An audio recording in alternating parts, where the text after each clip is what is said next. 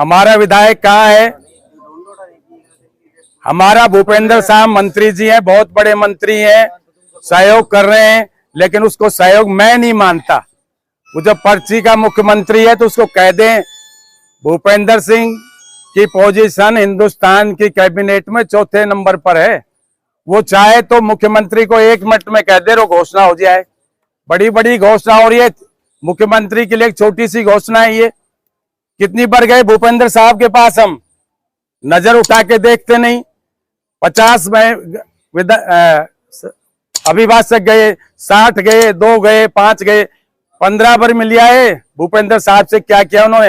होगा जो अच्छा होगा, ये तो हमको पता है, भगवान अच्छा ही करेगा। हर काम में बुराई में भी अच्छाई है, अच्छाई में बुराई है। तो जब तक इन राजनेताओं को नहीं पकड़ोगे, सरकार खोलेगी कोर्ट, हाई कोर्ट नहीं खोलेगा। हाई कोर्ट को तो सरकार कहेगी कि पीपल के पेड़ के नीचे बैठ जाओ, वहां बैठेंगे। तो ये पॉलिटिकल मैटर है। हाई कोर्ट भी जाइए, सीजे से मिलिए, और हमारे जो जनप्रतिनिधि हैं उनसे हाथ जोड़ के विनम्र कर निवेदन करिए, हमारे साथ जनता को भी शामिल करिए। जो अगला चुनाव भी लड़ना है, यही जनप्रतिनिधि आएंगे, कोई नया तो आएगा नहीं। उनको चुनाव भी तो वोट के वक्त तो सब कुछ हाँ भर लेते हैं नेताजी, हमारे बीच में नेता बैठे हैं। तो मेरा निवेदन है कि नेताओं से मिलो, नेताजी कुछ आंख खोलो हमारे लिए भी, और हमारा भला है तो नेताजी का भला है। अगर आप कोई काम करते हो जनता के लिए, आप 50 से जीते हो, आगे 5 लाख से जीत जाओगे, और काम नहीं करोगे तो 50,000 से हार भी जाओगे। जब तक ये ज्ञान कराना होगा, डरना नहीं है हमको, कहना नहीं, हम बोलते नहीं भूपेंद्र जी के सामने, 2 4 करो भाई। बात क्या है? आपको जनता ने वोट दिए, ज्यादा जनता ने, मैंने नहीं दिया होगा, आवाज सिंह जी ने नहीं दिया होगा, नरेंद्र ने दिया होगा, उससे मतलब नहीं। वो सबके नेता हैं, हिंदुस्तान के नेता हैं, बड़े नेता हैं, मंत्री हैं। तो उनके लिए छोटी सी बात है, होगा अच्छा होगा, इसमें नहीं चलेगा। क्लियर कट है, यस या नो।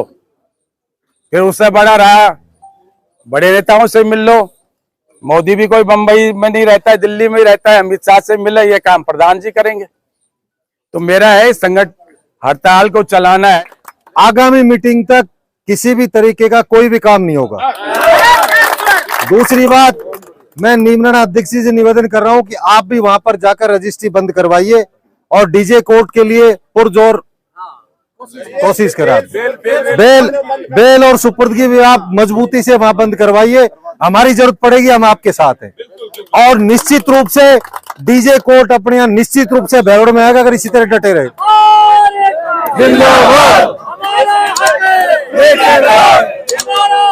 अभी सम्मानित सदस्यगण, ऐसा है कि पहले अपन अलवर जिले में थे।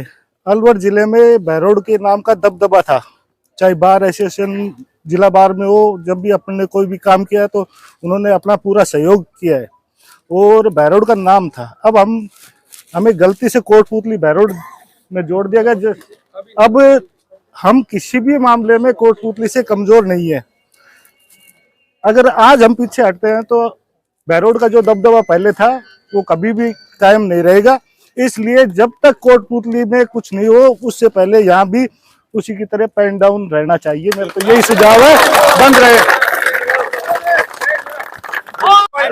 और नीमराणा नहीं, मांडर भी बंद करा देंगे हम।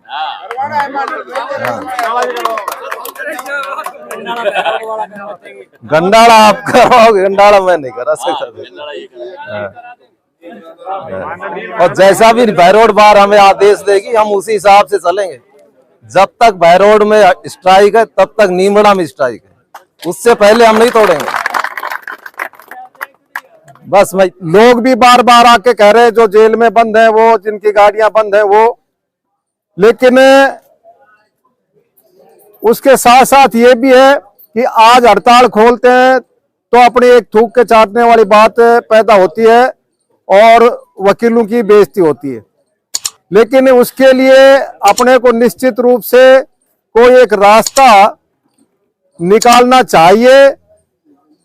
वो रास्ता क्या होगा वो आपके 4-5 लोग आप तय कर लो, वो कमेटी। जो बात कही उनका तो हम सब लोग समर्थन करते ही हैं। मेरा मानना इसके साथ साथ ये और है कि अभी कुछ साथियों ने शिकायतें की अब मानधन में, नीमराना में और गंडाला में रजिस्ट्री वगैरह हो रही है। उसको ये कह करके मत टालो कि वो हमारे अधीन नहीं आते। आप ये समझो कि बहरोड और नीमराना सारा बहरोड बार के अधीन है। इसलिए एक कमेटी का गठन किया जाए जिसमें 5-7 लोग एक उस तरीके से गठित करो, वो लोग जाएं वहां और बंद करवाएं काम वाम को। अध्यक्ष जी, आप क्या नीमराना अध्यक्ष जी बैठे हैं, आपके यहां वहां रजिस्ट्री हो रही, बताइए। आप उसको कहिए सब रजिस्ट्रार को, अब बिल्कुल एक भी रजिस्ट्री नहीं करोगे। आपके यहाँ जमानत सुपुर्दगी वगैरह हो रही, उस पर भी डिसीजन लीजिए सख्ती से कि ये नहीं करेंगे। मतलब केवल मात्र अखबारों में ये लिखवाओ कि डीजे कोर्ट खोल दिया जाए, रेडीजे कोर्ट खोल दिया जाए, फिर वहां साहब आलम बदन सिंह। तो मैं आपसे निवेदन करना चाहता हूं कि हड़ताल तो चल रही है, बहुत अच्छी हड़ताल चल रही है, लेकिन हम जा रहे हैं सीजे से मिलेंगे, यहाँ मिलते हैं बहरोड में। आज तक सीजे साहब से मिले ही नहीं। टाइम लेना तो बात, न कोई समय लिया गया न कोई मिला, ऐसा आंदोलन नहीं चल सकता। और सीजे साहब क्या कहेंगे वो उत्तर भी मैं बता दूं।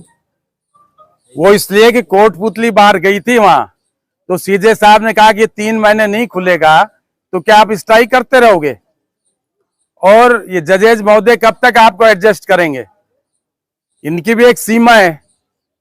तो अभी न कुछ सरकार में हलचल है, न कुछ लेना देना है। हाई कोर्ट कुछ नहीं करेगा, हाई कोर्ट के भरोसे मत रहो। ये तो एक जाकर सम्मानजनक तरीके से स्ट्राइक खत्म कर दो, जयपुर हुई, और ये होगा, यही कोटपुतली वालों को कहा है, यही आपको मिलेगा।